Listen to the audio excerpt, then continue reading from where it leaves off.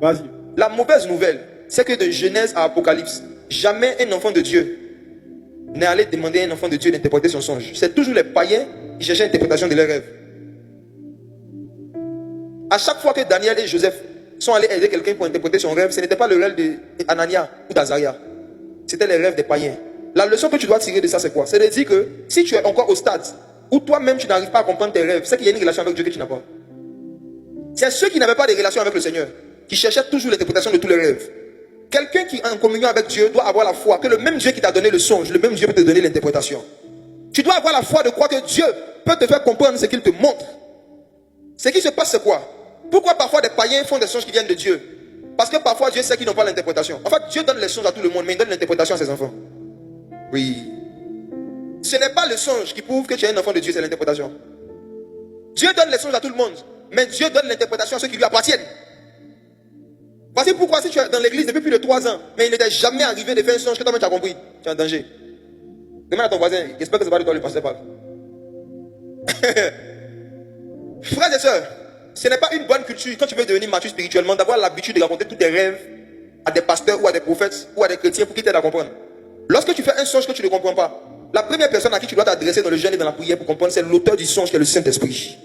Tu dois chercher la compréhension et l'interprétation dans le jeûne et dans la prière auprès du Saint-Esprit. Et c'est lorsque le Saint-Esprit maintenant te dit, va raconter le songe à telle personne que tu vas raconter. Si tu veux grandir dans la faculté, que Dieu te parle clairement dans le domaine des songes, il faut éviter de développer la culture, d'aller rapidement exposer tous tes songes, tous tes rêves à des pasteurs, à des prophètes ou à d'autres frères et sœurs. Alléluia. Qui a déjà vu quelqu'un interpréter les songes de Daniel? Quand Daniel faisait ses songes, qui interprète? Si vous ne faites pas attention, vous allez devenir paresseux à chercher Dieu personnellement. Et c'est comme ça que parfois on délègue la responsabilité de son intimité avec Dieu à quelqu'un d'autre. Prenez la décision ce soir que dorénavant vous allez croire, vous allez avoir la foi que le Dieu qui donne le songe, c'est même Dieu peut vous donner l'interprétation. Amen. Dans le domaine des songes et des visions, surtout des songes, on accède à l'interprétation par la foi. C'est par la foi. Tu dois croire de tout ton cœur que le même Dieu qui t'a rendu capable de voir ce que tu as vu dans ton sommeil va te rendre aussi capable de comprendre.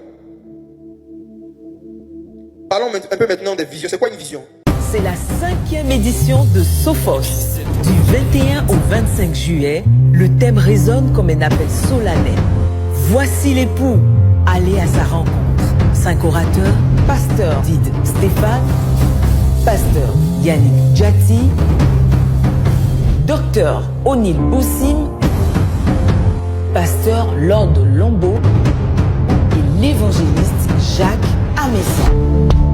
Et pour porter l'adoration à son sommet, TPM, New Praise Family, Victime, Daniel Banham, Ken Kenoli, Moricha, Richard Crémé, Sophos 2025, voici l'époux, allez à sa rencontre. Pour toute information complémentaire, contactez le 07 69 11 38 05. Que Dieu vous bénisse.